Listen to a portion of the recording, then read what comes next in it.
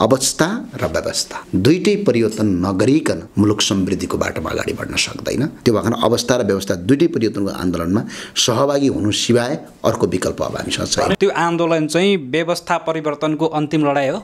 अन्तिम लडाई नै सम्झिनुपर्छ। हामीले अन्तिम लडाई नै सम्झिनु परेर जानुपर्छ। राजा मान्दिन भन्ने मान्छेहरू पनि अब सरिक हुनुपर्छ। किन सरिक हुनुपर्छ भने हामीले सिर्फ राज संस्था मात्रै पुनर्स्थापना गर्ने भन्ने कुरा होइन। हाम्रो कुरा के हो भने जनताबाट प्रत्यक्ष निर्वाचित कार्यकारी प्रधानमन्त्री पनि हो। हाम्रो कुरा खर्चिलो संघीयता व्यवस्थाको खारेजी पनि हो। हाम्रो कुरा सुशासन कायमको पनि हो। त्यो भएर राजा सिर्फ राफर भएको होइन, यो कुरा बुझ्न पर्यो। खास कुरा चाहिँ के भयो उहाँसँग तपाईको व्यक्तिगत रूपमा? होइन, दर्शन भेट हो। मन्दिरमा हामी जसरी जान्छौँ अब भगवान्सँग के कुरा हुन्छ? राजा आस्था हो। राजासँग भेट्नु यही गनाउने तन्त्र ठिक हो भनेर यदि हामी उभियौँ भने हामीले हाम्रो देशको, हाम्रो आउने युवाको भविष्यको माया मारे हुन्छ। मान्यज्यू नमस्ते, स्वागत छ। हस्, धन्यवाद। अब तपाईँहरूले जुन आन्दोलनको तयारी थाल्नु भएको छ यो राज्यका विरुद्ध र खास गरी व्यवस्था नै परिवर्तनका लागि तपाईँ आन्दोलन समितिको सदस्य सचिव पनि नियुक्त हुनुभएको छ। अब कसरी अगाडि बढ्छ तपाईँहरूको आन्दोलन चाहिँ? मुख्यतया चाहिँ कुरो के हो भने यो किसिमको अवस्थाले आज देश बन्दैन भन्ने कुरा करिब करिब कम्प्लिट भइसकेको छ। किनभने खर्चिलो व्यवस्था छ। 884 जना सांसद छौँ। झन्डै तपाईँको यो देशमा 25,000 भन्दा बढी त जनप्रतिनिधि तलब तिरेर पालिराखेका छौँ। नियम कानुन केही छैन। जनले जे गर्यो त्यही गरिराखेका छन्। हत्या हिंसा अपराध गरेका मान्छेहरू खुलमखुला हिँडिरहेका छन्। उद्योग व्यवसाय कलकारखाना सबै ठप्प छ। हुँदा यस्तो अवस्था आइसक्यो कि युद्ध युक्रेन र रसियाको छ, युक्रेन र रुसको छ। मर्न चाहिँ नेपाली मरिरहेका छन्। रसियाको पक्षबाट पनि युद्ध लड्ने नेपाली नै छन्, युक्रेनको पक्षबाट पनि युद्ध लड्ने नेपाली नै छन्। आज देश पुरै विकराल स्थितिमा छ। एक महिनामा मात्रै 1 लाख भन्दा बढी मान्छेहरू विदेश गएका छन्। यो पछिल्लो वर्षको डाटा मात्रै करिब 16 लाख मान्छेले नेपाल छोडे भन्ने छ यो एक वर्षमा। भने यस्तो विकराल अवस्थामा पनि यही व्यवस्था ठिक हो, यिनीहरूको सिस्टम ठिक हो, यही गनाउने तन्त्र ठिक हो भनेर यदि हामी उभियौँ भने हामीले हाम्रो देशको, हाम्रो आउने युवाको भविष्यको माया मारे हुन्छ। त्यो भावनाले हामीले व्यवस्थाभित्र केही परिवर्तन गर्नुपर्छ। जस्तै अहिलेको व्यवस्थामा हामीले परदेश खारेजी गऱ्यौँ। अहिलेको व्यवस्थामा हामीले तपाईँको आइसकेपछि यो 25,000 जनप्रतिनिधिलाई तलब दिने कुरा बन्द गरिदियौँ र अहिले यो जुन तपाईँको प्रधानमन्त्री हुनका लागि सांसद हुनुपर्ने व्यवस्थाको अन्त्य गरेर जनताबाट निर्वाचित प्रधानमन्त्री यदि गरिदियौँ भने हाम्रो खर्च कटौती कम हुन्छ, सिस्टम बन्छ, नियम बन्छ, कानुन बन्छ, विधि बन्छ अनि त्यो विधिले चाहिँ मुलुकलाई सही बाटोमा अगाडि बढाउने हो। त्यो भएको हुनाले हामीले अहिले के भन्यौँ? अवस्था र व्यवस्था दुईटै परिवर्तन नगरिकन मुलुक समृद्धिको बाटोमा अगाडि बढ्न सक्दैन। त्यसका लागि हामीले देशव्यापक रूपमा राष्ट्रवादी साथीहरू अब एकजुट हुने बेला आएको छ। यो मुलुकलाई आर्थिक रूपमा, राजनीतिक रूपमा, राष्ट्रियताका रूपमा चाहिँ मुलुकलाई जसरी विदेशीको आँटमा बसेर खलखल पारिएको छ त्यहाँभन्दा हामीले उन्मुक्ति अब पाउनुपर्छ।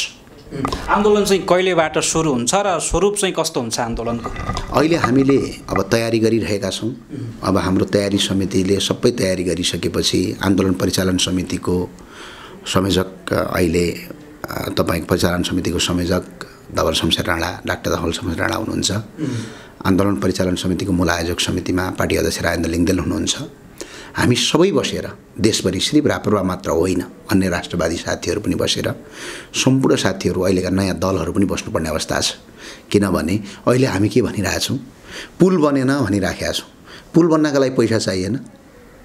अब पुल बनेन भनेर मैले कराएर हुने हो र? त्यो पुल बन्नका लागि त पैसा चाहिएला। अनि त्यो पैसा राज्यसँग छ कि छैन त? सरकारसँग। यसो हेर्दा सरकारसँग त पैसा छैन, विदेशसँग ऋण लिँदै पालिरहेछौँ। अनि ऋण लिने व्यवस्था पालेर हामी बस्ने, अनि पुल बनेन भनेर हामीले कराएर हुन्छ? पुल बन्नका लागि त पैसा चाहियो नि त।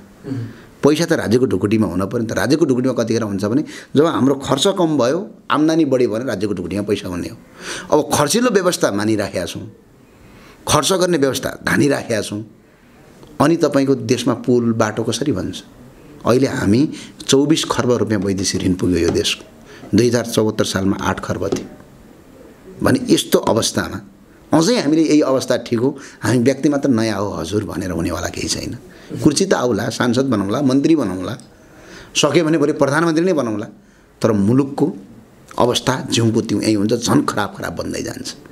त्यो भएर अवस्था र व्यवस्था दुईटै परिवर्तनको आन्दोलनमा सहभागी हुनु सिवाय अर्को विकल्प अब हामीसँग छैन। भनेपछि तपाईँहरूले जुन आन्दोलन अब गर्दै हुनुहुन्छ त्यो आन्दोलन चाहिँ व्यवस्था परिवर्तनको अन्तिम लडाइँ हो? अन्तिम लडाइँ नै सम्झिनुपर्छ, हामीले अन्तिम लडाइँ नै सम्झिनु परेर जानुपर्छ। व्यवस्था जनताबाट निर्वाचित प्रधानमन्त्री चाहियो, प्रदेश खारेजी चाहियो, यो 25,000 जनप्रतिनिधि पाल्नुपर्ने आवश्यकता छैन, तलब भत्ता कटौती गर्न पर्यो, राजनीतिक नियुक्ति बन्द गर्न पर्यो। अनि यो भयो भनेपछि मात्र मुलुकलाई सही बाटोमा अगाडि बढाउन सकिन्छ। व्यवस्था परिवर्तन त अन्य राजनैतिक दलहरूले पनि चाहेका छन्, विभिन्न समूहहरूले पनि चाहेका छन् होइन? अहिले राज संस्था पुनर्स्थापनाको पक्षमा खुलेर लागिरहेका छन्, आफ्नो तवरले आन्दोलन गरिरहेका छन्। अब तपाईँहरू एक्लै आन्दोलनमा होमिनुहुन्छ कि त्यस्ता शक्तिहरूलाई, ती समूहहरूलाई पनि एकीकृत गर्दै अगाडि बढ्नुहुन्छ? हामी सम्पूर्ण राष्ट्रभक्ति साथीहरू, म त अहिले भन्छु राजा मान्दिनँ भन्ने मान्छेहरू पनि अब सरिक हुनुपर्छ। किन सरिक हुनुपर्छ भने हामीले सिर्फ राज संस्था मात्रै पुनर्स्थापना गर्ने भन्ने कुरा होइन। हाम्रो कुरा के हो भने जनताबाट प्रत्यक्ष निर्वाचित कार्यकारी प्रधानमन्त्री पनि हो, हाम्रो कुरा खर्चिलो सङ्घीयता व्यवस्थाको खारेजी पनि हो, हाम्रो कुरा सुशासन कायमको पनि हो। त्यो भएको हुनाले राजा मान्दिनँ भन्ने मान्छेहरू पनि अब सरिक हुनुपर्ने अवस्था छ। किनकि यही हालतमा हामीले धान्यौँ भने अहिले 24 खर्ब ऋण पुग्यो। पछिल्लो वर्ष तपाईँ यसै गरी 1 वर्षपछि मसँग यहाँ इन्टरभ्यू लिन आउँदा 50 खर्ब ऋण पुगिसक्छ। मुलुक काया पलट हुनुको सट्टामा तपाईँ टाट पल्टिन्छ। त्यतिखेर रुनु सिवाय अर्को विकल्प हुँदैन। अवस्था र व्यवस्था दुईटै परिवर्तन गर्नुपर्छ। यसका लागि सरिक बनाउँ। हामी साना ठुला सबै दल, सबै समूहसँग एकीबद्धता भएर अगाडि बढ्छौँ। हस्, धन्यवाद। अन्तिम प्रश्न, तपाईँले अगाडि स्वराजा ज्ञान शाहलाई पनि भेट्नु भएको थियो होइन? तपाईँको आन्दोलनको बारेमा उहाँसँग के कुराकानी भयो कि? आन्दोलन राजाले गर्ने होइन, यो विषयमा उहाँसँग कुराकानी राख्नु पर्यो कि होइन? हामीले के कुरामा चाहिँ उहाँसँग कुराकानी भयो? राजा साझा हो, हाम्रो अभिभावक हो, देशका सबै मान्छेले भेट्नुपर्छ। प्रचण्डजीले पनि राजालाई भेट्नुपर्छ, किनकि उहाँ राज संस्था र जनता मिलेर बनाएको देशको प्रधानमन्त्री हो। राष्ट्रपिता पृथ्वीनारायण शाहको पछाडि, हाम्रो अगाडि पछाडि फोटो देख्नुहुन्छ। राष्ट्रपिता पृथ्वीनारायण शाहलाई सम्माननीय प्रधानमन्त्री पुष्पकमल दाहाल प्रचण्डजीले ढोकभेट गर्नुभएको छ, माला अर्पण गर्नुभएको छ। उहाँले पहिलाको आतङ्कवादी गतिविधि छोड्दै जानुभएको महसुस भएको छ। त्यो भएको हुनाले हिजो शालिग फोड्नु भएको थियो, आज शालिगलाई ढोकिराख्नु भएको छ। परिवर्तन यसैलाई भन्छ। त्यो भएर राजा सिर्फ राफर भएको होइन, यो कुरा बुझ्न पर्यो। खास कुरा चाहिँ के भयो उहाँसँग तपाईँको व्यक्तिगत रूपमा? होइन, दर्शन भेट हो। मन्दिरमा हामी जसरी जान्छौँ, अब भगवान्सँग के कुरा हुन्छ? राजा आस्था हो, राजासँग भेट्नु त्यो सामान्य विषयवस्तु लियो। धेरैले के भन्ने गरेका छन् भने तपाईँहरूले व्यवस्था परिवर्तनका लागि खास गरी राज संस्था फर्काउने आन्दोलन गरिरहँदा राजा फेरि फर्किनका लागि आफै इच्छुक छैनन्, बल गरेर हुन्छ भन्ने खालका टिका टिप्पणीहरू, त्यो खालको आलोचना हुने गरेको छ कि बाहिर। अब हुन त राजाले केही दिन अगाडि आफै पनि बोलिसक्नु भएको छ, तैपनि तपाईँहरूलाई चाहिँ के भन्नुभयो कि उहाँ चाहिँ पोजिटिभ हुनुहुन्छ? राजा र नेतामा फरक छ। नेता 51 र 49 हो। 51% ल्याउने मान्छेले चुनाव जित्यो, 49% ल्याउनेले चुनाव हार्यो। राजा चाहिँ फेरि 100% हुनुपर्छ। राजा चुनावी माहौलबाट आउने होइन। त्यो भएको हुनाले राजाले राज संस्था म राजा हुन्छु भनेर उहाँले चाहेर हुने कुरा होइन, नचाहेर नहुने कुरा पनि होइन। यो देशको माग हो, जनताको माग हो, यो मुलुकको माग हो। आज मुलुक के भयो? हाम्रो प्रधानमन्त्रीज्यूलाई हेर्नुहोस् त, एउटा अफिसमा काम गर्ने तपाईँको कार्यालय सहयोगीको जस्तो हालत भएको छ विदेशीका अगाडि। देशको इज्जत कस्तो भएको छ? तिनै राजा हिजो विदेश भ्रमण जाँदाखेरि कस्तो हुन्थ्यो भन्नुहोस् त, सम्झिनुहोस् त। नेपालीको शान कहाँ थियो? इज्जत कहाँ थियो? प्रतिष्ठा कहाँ थियो? आज जसो गएर दुवै कतारमा त हामीले टोयलेट पुस्नु पर्दैन थियो नि त। चाहे त्यो जुसुकै नेपाली होस्, कल कारखाना थिए, उद्योग थिए, धन्दा थिए, इन्डियनहरू बङ्गलादेशीहरू नेपालमा आएर काम गर्थे। अब अहिलेको जस्तो टेक्नोलोजी थिएन। यो टेक्नोलोजी त अमेरिकामा पनि थिएन नि त। विश्वभरि यो उदाउँदै गरेको कुरालाई परिवर्तनले ल्याएको हो र होइन नि? त्यो भए हुनाले मुलुकको खाँचो हो, कुनै व्यक्ति र कुनै दलको खाँचो होइन। राज संस्था यो देशको खाँचो हो। हस्, धन्यवाद।